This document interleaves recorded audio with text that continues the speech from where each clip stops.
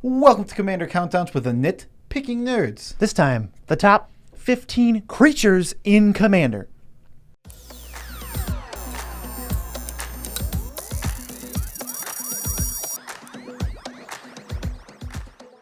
I'm your host, Joe Cherries. I'm your host, BZ, and that makes us the Nitpicking Nerds, here with another countdown. These are highly requested. So we got top 15 non-legendary creatures in all of Commander. This is very similar to the top 15 non-ramp artifacts, in that we're probably not doing the legendary one anytime soon. Just not as interesting. But you can check out the description where you'll find a link to our Discord where you can join. And actually, if you're looking to play Commander, it's a really good spot for it. Yes, it's a great spot to play Commander. If you're looking for extra perks within there, head over to Patreon. That is really, where we fall in love with you. We really like you. We like you even. Like, we'll buy you a drink, but if you want to take us home, go to the Discord. Yes. No, not the Patreon. The Patreon, yeah, sorry. Exactly. So hopping right into it, we're going to start with honorable mentions. A couple ones here just for mentioning because they're really good and they didn't quite make it. They're probably right below. These CDH ones, these ones are these are hate bear cards that you'll see a lot if you play CDH, but you're not going to see them so much if you sit down at any lower power level. Tocatli Honor Guard, which is a Torpor Orb on a stick.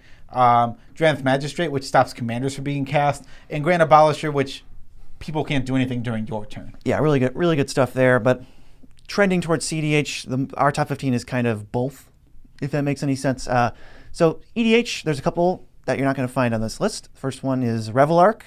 Really close. These were actually probably in the 16 through 20 range. Revelark and Crater of Behemoth. And probably down somewhere in the 10,000 range. Grave Titan, not on this list. Yeah, this didn't quite make it. It was close, though. It was close with every other card was competing for that 10,000 slot. I wonder if it's in the top, legitimately. Top 1,000? Probably not. I was thinking 300. Because you don't realize, I was looking through today, and it really falls off fast. No, but if you want to count individual creatures, easily, I think it's below top 1,000. We can talk about this at the end, because this isn't the top 15.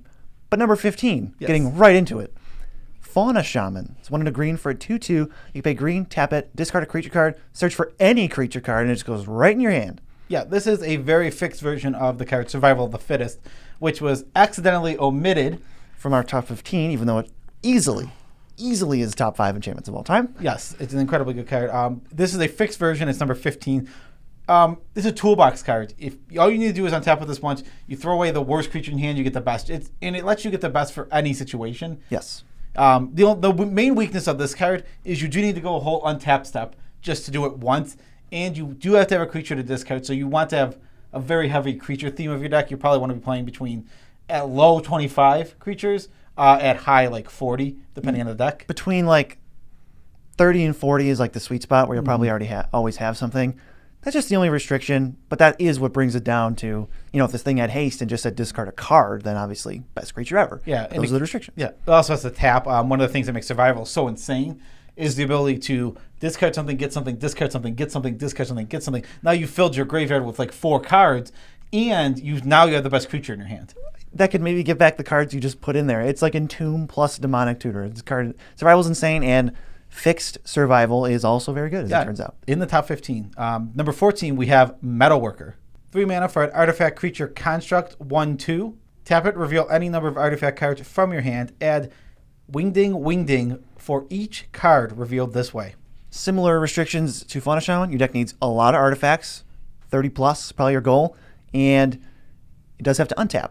And it is a dorky kind of body. But once you untap, if this thing taps for 4 mana, that's already completely insane. And the ceiling's higher than that. Yeah, and the ceiling is much higher than that. I mean, again, you're going to be playing this in a deck with tons of artifact ramp. You're going to be able to power it out easily on turn 2. Sometimes on turn 1 in the really insane draws. So now you come to your turn 2, your turn 3, and if you activate this and you have 3 in your hand, that's insane. You literally will be able to cast your 10 drops at that point. Yeah, the colorless mana turns out synergy when casting artifacts, which cost colorless mana, so you're not under any sort of restriction. If you have one of the Eldrazi as your commander, you're just going to completely destroy something. The game's over, right? Cast my Eldrazi on turn 3. Well, someone's dead. Yeah, this card's. I think that one of the reasons it's so low on the list I guess it's in the top 15 creatures of all time, but the reason it's so low out of the 15 here is because of the restrictions around it. One, untapping is rough. This thing is a lightning rod for removal. Absolutely going to just die. Probably 50% of the time you play it, it'll die before you untap. Well, the effect is better than Fauna Shaman, I think, just to get a bajillion mana, but it does taper off, unlike Fauna Shaman, where in the late game, if you only got 3 cards in your hand, this probably isn't going to do much. It's going to be like Palladium Mirror.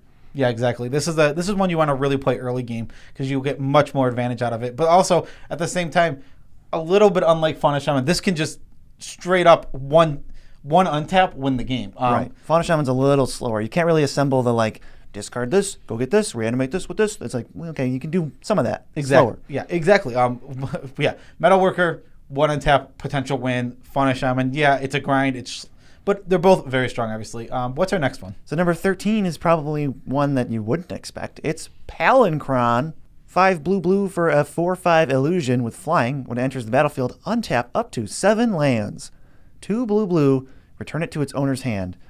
Not exactly a stand-in for all the effects like this. Kind of just talking about Palincron. It can return itself, which means if you produce double mana with either like Mirari's Wake or High Tide, something like that, this thing goes infinite with itself. Yeah, exactly. It's able to produce infinite mana with those cards, which is completely insane. It combos with 2 other cards to pretty much just lead to a win.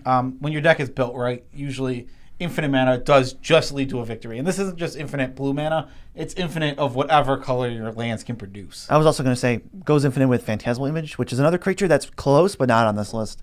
Yeah. Phantasmal Image costs 2, untap 7, bounce for 4, you produce 1 every time. Yeah, exactly. Yeah, this thing just has a million different combos. It's not even like I don't even know how many cards it comes with. We've named 3 already, and I'm sure there's at least, not exaggerating, like 20 more. Yeah. Any way to flicker it repeatedly, right? Deadeye, Eldrazi Displacer, they go infinite. Palincron, the only thing holding it back, it's really expensive, 7 mana. So that's what keeps it kind of down to number 13, and we can move on to number 12. Number 12 is another combo piece. It is Consecrated Sphinx. 4 blue for a flying 4/6 Sphinx. Whenever an opponent draws a card, you may draw 2 cards. This is one of the only ones in this list that is actually legitimately a lot of mana. And like what I mean by that is, like Palincron, you pay 7 mana, but you get refunded the 7 mana. You put 7 mana into Consecrated Sphinx, you actually spend 6 mana on Consecrated Sphinx. Right. But it feels like if you go around the table once and this doesn't die, you win the game. It's over. You draw 6 cards immediately with no other draw. If no one else draws any other cards, you draw 6. Then if someone draws 1 extra card, you've drawn 8. It's just, those numbers just keep going up easily. If you go another turn around the table, that's 12 cards. And 12 is literally over a 10th of your deck. And that's, if you can't win with a 10th of your deck. I think it's 12% actually. Yeah, it's such a high percent. If you can't win with an extra, being up 12 cards on your opponent, those are numbers that just lead to victory. Yeah, exactly. That's why you see so much Necropotence, like pay 10, or ad nauseum, draw 10. Like, it doesn't matter what the cards are. This just gives you so many cards per mana spent, and it's just, the floor of it tends to be 6 mana draw 2, and that's not the worst thing in the world. Some of the floors, the absolute floors of these are worse than that. Yeah, this card is such a staple. You just throw it in. It literally fits in like almost any blue deck. It doesn't matter if you're playing Spellslinger, Control. It just doesn't matter because if you can in Control, you slam it. And then you counter all their spells that try and remove it. It's blue, yeah, protects itself. In your Spellslinger deck, you play it. You draw some cards, and now you can start. Now next turn you have 6 extra cards to Spellsling. It's like it just doesn't even need synergies at all. It just is. It's a boring staple in that way. Yeah, it definitely rock solid, and just that raw power. Like, not designed for Commander back in that era, just brings it all the way up to number 12. Number 11, personal favorite of mine, Hermit Druid, 1 and a green for a 1/1. You can pay green and tap it. Reveal cards from the top of your library until you hit a basic land. The basic land goes into your hand, and the rest revealed go into the graveyard. But what if your deck has no basic lands? Then it says, green tap, mill your entire deck. Okay, so what happens here is you mill your entire deck. You put things like, there's a few things. I can't... Narcomoeba goes into play. Yeah, there's a couple. You can get a Narcomoeba, Bloodghast, and like an Unearthed Creature. Flashback Dread Return, start one of the combos that we'll mention later, and then you just win on like turn 3 if you just play Hermit Druid on turn 2. Usually all you need with this one is the Necrotic Ooze, because everything's in your graveyard. So if you sacrifice the creatures, get back Necrotic Ooze, you just have the win. Yeah, you can flashback Dread Return on Necrotic Ooze. There's a couple variations in 4-color, 3-color for this. That's like a CDH kind of esque combo. Here's the fair version. My deck has 3 basic lands. Green, tap, mill 30. All right, that's pretty good. Let me see what I can do about that. Let's see if I can win from there. Yeah, it's a very, very strong card. I think, and the reason I kind of fought this one down a little bit. I think that it's not because it's boring, but it is boring. When you do the thing, you mill yourself thing, you win on the spot, or you lose on the spot. They only have to have a little bit of interaction. They don't have to have this crazy amount of interaction. Just one little, maybe like a Swords to Plowshare could just stop this. It's very, very, very fragile. It's very glass cannon. Right. If they're tapped out, okay, you're going to win. The game's over for you for sure because you're going to do this thing. The flip side, the fair coin is the fair side of the flipped coin is that you just mill 30 and you go, well, look at all these cards I have access to now with my Marin or Carador deck. And they're just like, oh, you get Bejuga Bulk, you just do it again. No. Commander deck size is 100, baby. I love this card. I would have probably put it up way higher. That's the beauty of the two of us. It's probably realistically closer to where it should be. Shouldn't be number 15. Shouldn't be number 5. Ended up settling at like number 11. Yeah. Next, we have 2 cards together because they're very, very, very, very similar. It is Recruiter of the Guard and Imperial Recruiter. They are both 3-mana 1/1s that search your library for a creature. One does power 2 or less. The other one does toughness 2 or less. It's tough. I'm not actually sure which one is. There's probably one of them is slightly better. I think it's Recruiter of the Guard because there's more creatures with high power, low toughness than the other way around that are worth getting. They're both incredibly strong, and it's tough to ever determine which one is better. These are super utility, and being on bodies is super relevant to why these are so good because if you 3 mana, this search would be awful. It'd be as a sorcery or instant. Right. This isn't a good card. But when you put it on the body that is both flickerable, it gets to block, it goes to your graveyard, it does die triggers. There's 1,000,001 different things that when you take an effect and you throw it on the body, like it's so insane to think about. Like think about this. How busted is 1 mana, let's just say 0/1. Or no, 2 mana 0/1 Demonic Tutor. That card's busted. As opposed to Demonic Tutor, the card, which is already insane. Like the creature is just leaps and bounds better. We'll actually get into this discussion a little bit later, so we can stop it now. But as far as these go, any creature deck with tiny little toolbox creatures, this is just going to be great. If you have ways to reduce the cost of creatures, well, it's even better. Yeah, exactly. The fact that, again, it's a creature that does all the creature things you want, while tutoring for creatures to do the creature things you want is pretty just so strong. Yes, and I hope they finish the recruiter cycle that you've made up in your head. It's real. It's headcanon for you. It's 2 and a blank, 1/1. Search for something that has the number 2 in it. It's headcanon for BZ. Let's get on to the next one. It is Karmic Guide. 3 white for an Angel Spirit. It's a 2/2 with protection from black and Echo. Don't pay the Echo. When it enters the battlefield, you reanimate a creature from your graveyard. Well, okay, this card is amazing. This card has a ton of utility. You play it, and you get any creature back you want. Your best creature from the graveyard comes back to the battlefield. Then it puts itself into the graveyard. Again, this is triggering all of your death triggers. This is a great Aristocrats card, Carador type card, where you're filling your graveyard.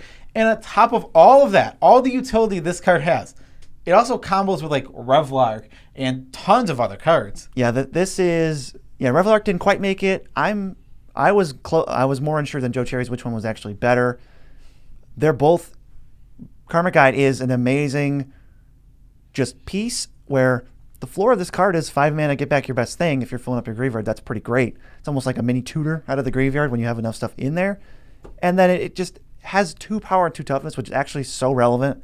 Even for like not just Revlark, but Recruiter of the Guard and Imperial Recruiter. Yeah. Both find it. Yeah, exactly. They both do find it. That's actually really strange. I didn't even think about that. Karmic Guide is, again, it's utility mixed with the ability, the combo that makes it so strong. You get its 5 mana worth of value right away. And it throws itself in the graveyard for whatever shenanigans you might want to do later. And then on top of that, you go, all right, well, now I drew my Revlark. Easy win the game with a sack outlet. Time for this critical mass. Let's just end the game with my 5-drop 2/2. Pretty sweet. Number 8 is Protean Hulk. What's that do? 5 green for a 6/6 beast. When Protein Hulk dies, search your library for any number of creatures with total converted mana cost 6 or less and put them onto the battlefield, then shuffle your library. This card has almost zero utility, honestly. Like, I'm being very honest, I don't think this card is a utility card at all. I've played it as a non-combo piece. It's just not a good card. I would never play it outside of that. So, let's talk about why it's here, though. The combos. The fact of the matter is, this is 7 mana. It dies, you win. And it's not always 7 mana. You cast an Entomb, cast a Reanimate, you spend 2 mana, sack outlet, boom, it's over. The game just ends. Right, because you're going to get, first of all, there's at least 8 viable strategies, and there's the CEDH ones, which we're not even going to talk about, but the main one that I always see is you get Karmic Guide, Viscera Seer. Karmic Guide brings back Protein Hulk, so you get another death trigger, thanks to Viscera Seer, if you didn't already have a sack outlet. Now you're going to get Revel Arc, and then you just loop Karmic Guide and Revel Arc and something else, and you just win. Yeah, you get with that you just Blood Artist. You can get Blood Artist eventually. I think there's one you want to reanimate Hulk one more time to get it. Yeah, I mean it's completely insane. That's all there is to it. This just simply, it's stupid how good this card is. It comes in and it dies and it wins. But that's all it does, and that's why this card isn't higher on this list. Yeah, it's not the best creature because everything above it and everything below it has better utility, but the sheer absolute combo potential from it just puts it right in the middle. Yeah, exactly. As its ability to combo is, I think, unmatched on this list. I mean, there's no other card that's just if I have a sack outlet out, I will just win the game from here if you don't interact with me. Yeah, this was a card that was banned, and then it got unbanned. Everyone was like, for real? And on top of that, unlike Hermit Druid here, this card, it's not as interactable. If you stop this combo, they don't lose because you stop the combo. They just have to wait on their turn to try and do a different combo. Yeah, they got 3 creatures in play, and Protein Hulk's still in their graveyard. They're going to untap and draw because they still have cards in their deck. Yeah, exactly. And another thing is, once Protein Hulk resolves, if they have a sack outlet, you can't swords it or something. Yeah, there's no way to swords it. You can't really break up the combo. We can't really exile Hulk that way because they go, okay, cast it. It resolves. I have a sack outlet in play. So sack it. It's in the graveyard now. Trigger. Karmic Guide. Get it back. It's in play. No triggers to respond to. No priority. Even if there was, I'll just sack it. Yeah, you just have to try and... Yeah, the only way to really respond to that is to try and get rid of the sack outlet. Hit the Karmic Guide maybe, if you can. Still tough. Unlikely. Yeah, it's much harder to interact with than the Hermit Druid combo. Yes, which just requires, Swords to Plowshare as a creature, or exile the graveyard at instant speed, or some counterspell or something. Much less of a glass cannon. It's not so glass cannon-y. It's super strong. It does just as much damage, but you get hit, you're still fine. Yeah, exactly. I'll try again next turn. See you then. What's number 7? Number 7, we have Spellseeker. Spellseeker is part of that cycle. The 2 and a blank. It's 2 and a blue for a 1/1. Enters battlefield. Search your library for an instant or sorcery with mana cost 2 or less, and then that goes in your hand. Turns out that's better than finding a baby little creature. Yeah, but they're close actually. I play more of the recruiter cycle than I do the Spellseeker cycle because I think Spellseeker is a little more boring. I have played Spellseeker. It is just crazy. Sometimes you just need a counterspell. If you're ahead, just get a counterspell, protect yourself. There's spells that don't actually cost 2, but say they cost 2, like Cyclonic Rift. Yeah, Cyclonic Rift is it's not a 2-mana spell, but it is a 2-mana spell.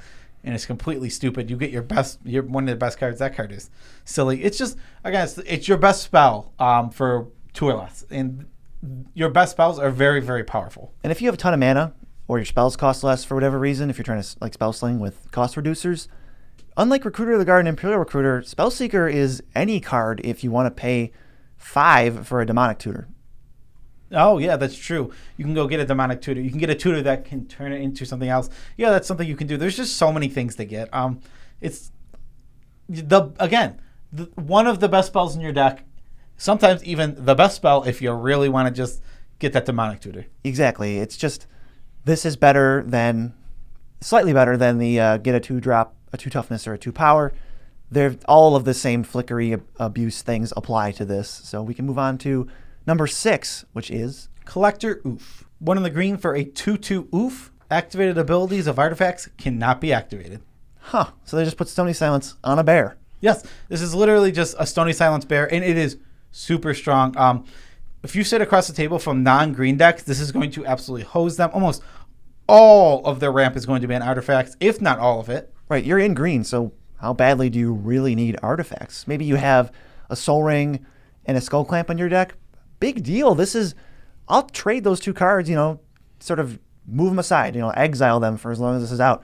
This is going to have a way more negative impact on everybody else on average. Yeah, it slows down the game a lot. It's an absolutely insanely strong hate pair. This is one of those CDH cards that sneaks in here. Its strength in CDH is absolutely bonkers. There are early mana ramp is everywhere, even in the green decks. Right, Mana Vault, Mana Crypt, Soul Ring, and those are like essentials, even like Jeweled Lotus and stuff.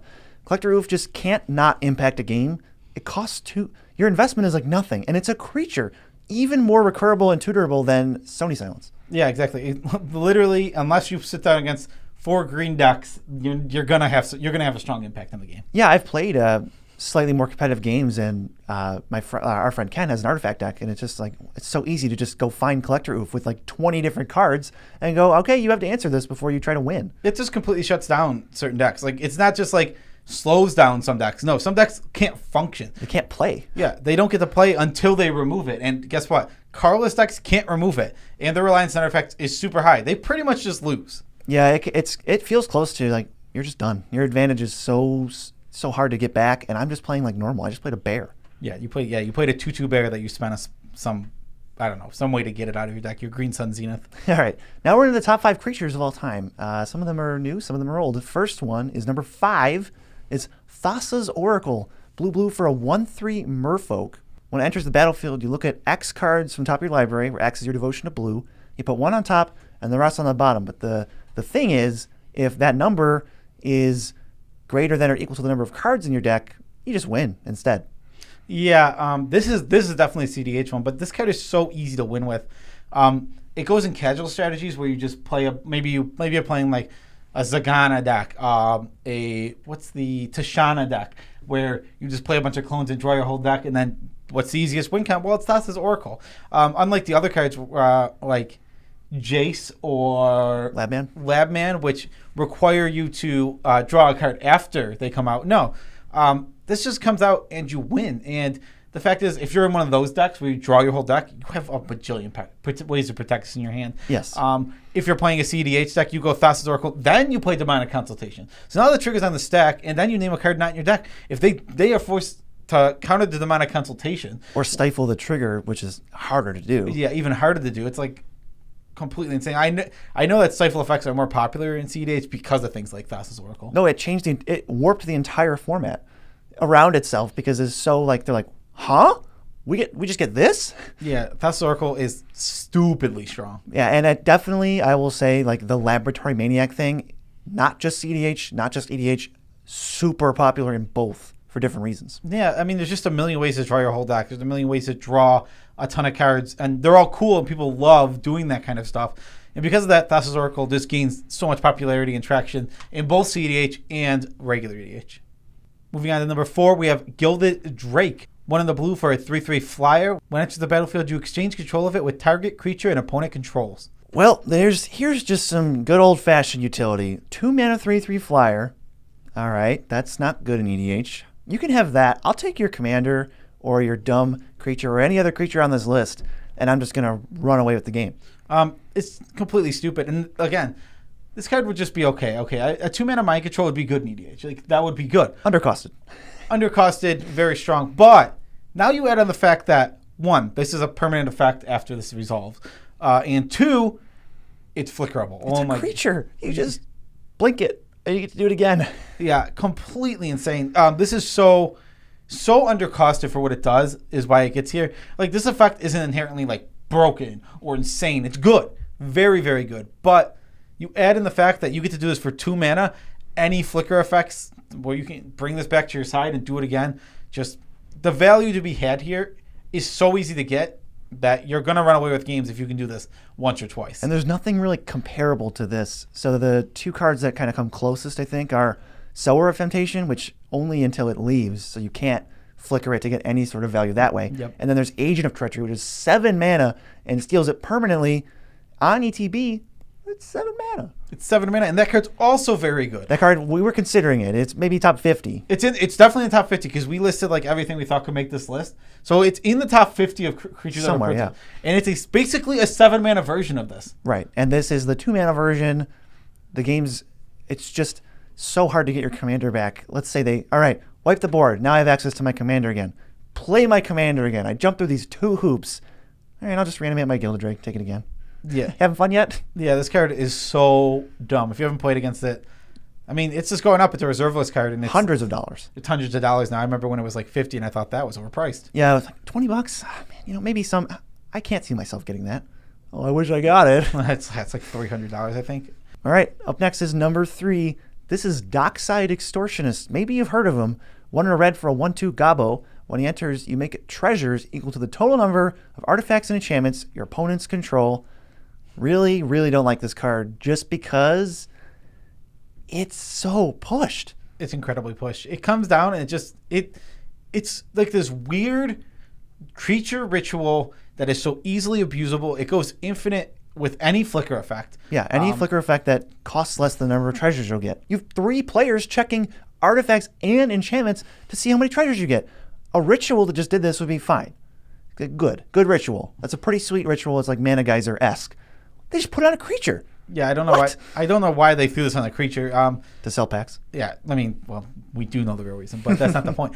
This card, again, the strength of these treasures is really weird. You always think that card advantage is like one of the best ways to win an EDH, and it is.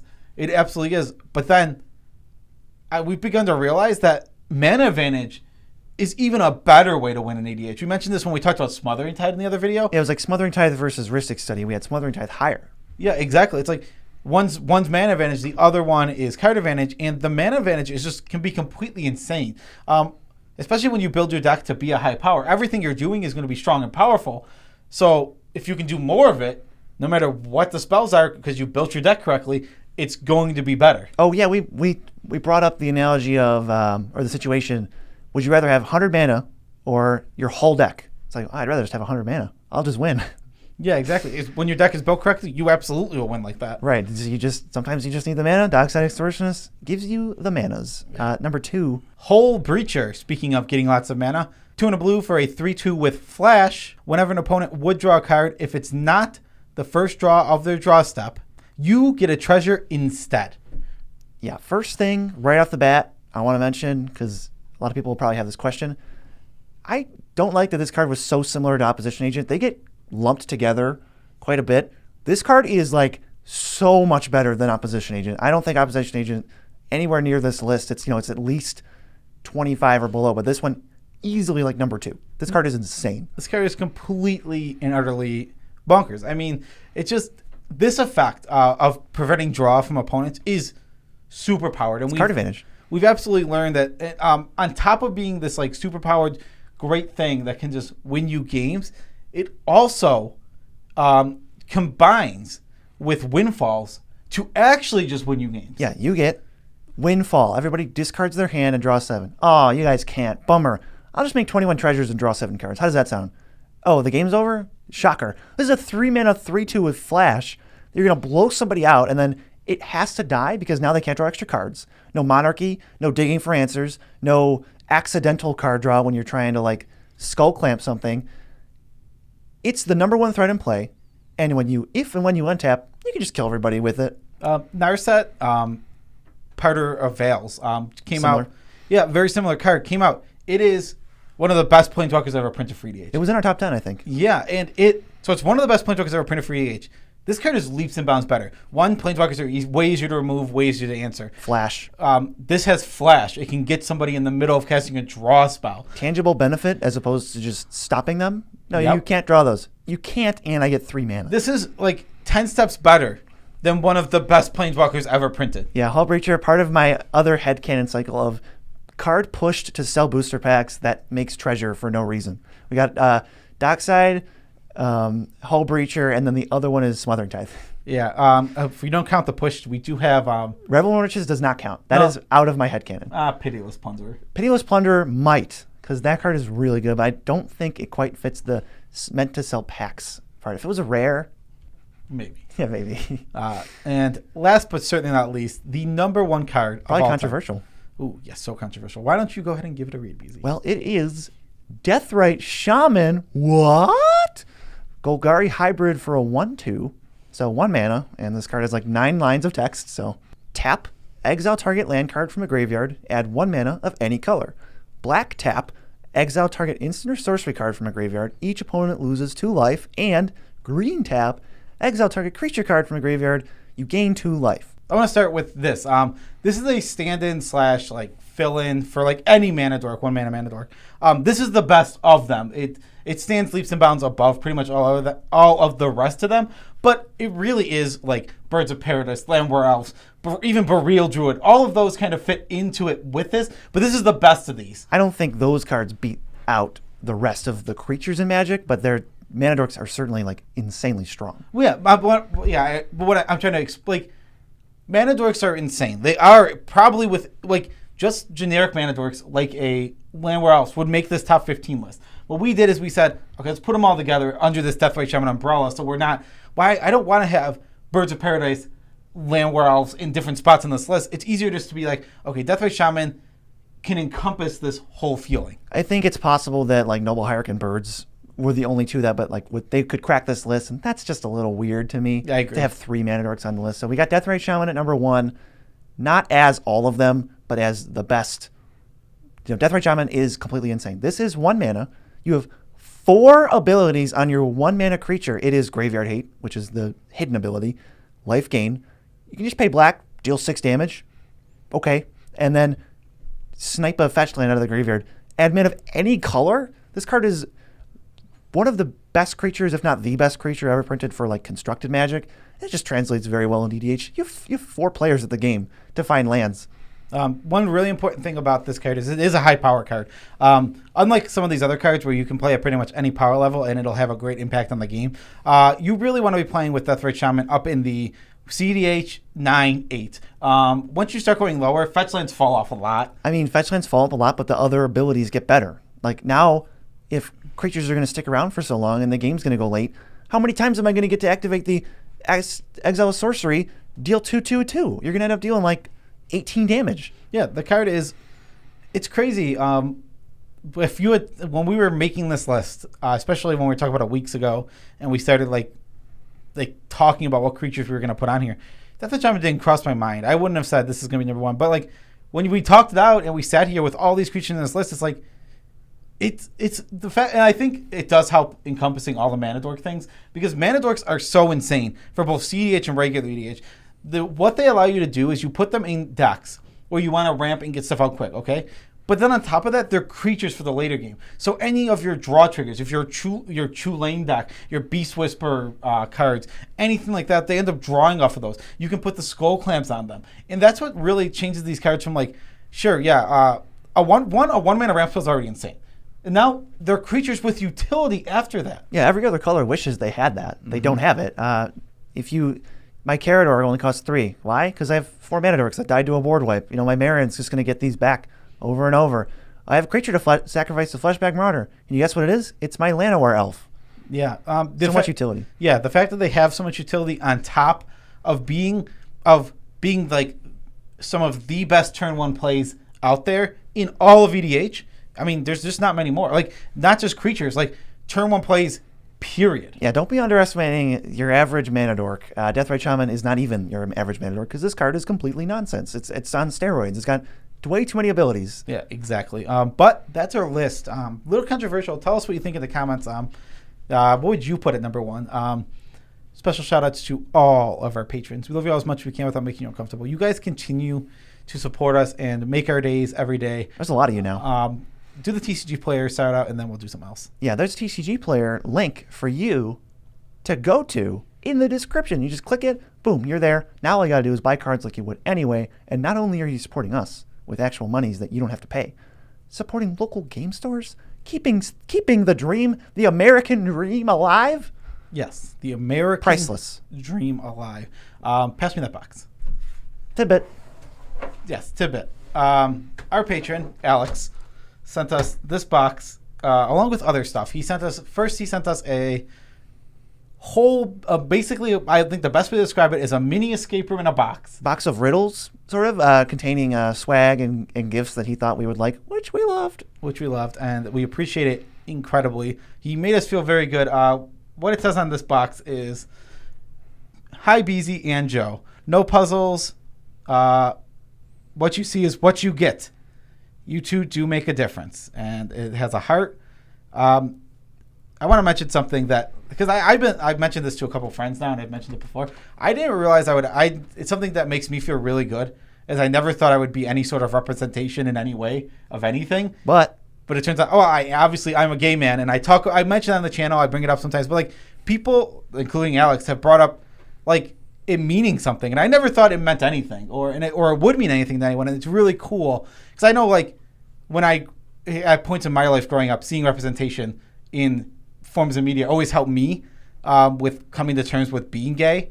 It's really cool that I can do that for anyone. Another thing I want to mention while we're talking about that is I love that we fostered an environment in our Discord that has made people feel comfortable enough to come out as one person came out as bi and non-binary, and another person came out as gay. And it's just like we were some of the first people that came out to, and I always thought that was super cool. Crazy. That the environment is so open and friendly that and we have so many both non-binary, transgender, just gay people. The LGBT community within our Discord that's what you're looking is for. amazing. And, very, very high concentration. And everyone is so absolutely understanding and caring within the Discord for each other. Some people, we don't all, like, believe me, we have conservatives, we have liberals, but everyone is caring and understanding and willing to at least talk about their opinions, and that within the Discord is amazing. Well, I mean, how about just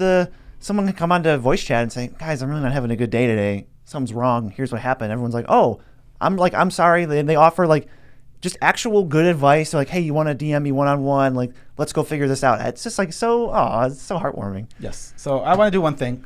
Alex, thank you so much for this. We are not going to draft this because you sent this to us, and what we want to do with it is open the packs. We haven't gotten to open one of these by itself. No, we've never just cold cracked one. Yeah, so we're going to crack it one pack right now and the rest later. Yes, and I think we're going to post a poll, probably already have posted it, so go check the community tab.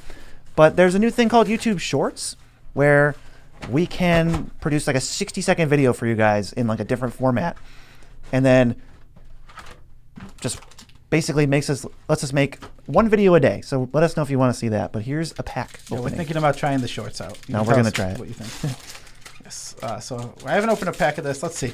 To start, we got some garbage. I'm probably just going to scoot through to the rare here. It's a scoot. Oh! That's cool. We opened a mythic rare. Apex Devastator. That's pretty cool. Actually, this one specifically, it makes me want to send it back to him and have him sign it because I like his little. He has a cute little signature. Oh. You can barely see it on the wrapping, but like he does like a little like cute signature, and I really like it. And you were just talking about how you wanted to play this card in a deck. Yeah, exactly. Literally, like I literally before this video mentioned wanted to put this in the deck. I think I might send this back to you, Alex, to have you sign it. It'll be worth it. So that I can have this Apex Devastator signed by you, and that would mean so much to me. Yes, this was a very thoughtful, I guess, tidbit, like a very emotional tidbit, and a very thoughtful gift from Alex. Thank you so much, Alex. We appreciate you, and we are glad we can make a difference in anyone's life. Peace out, Tribe Scout.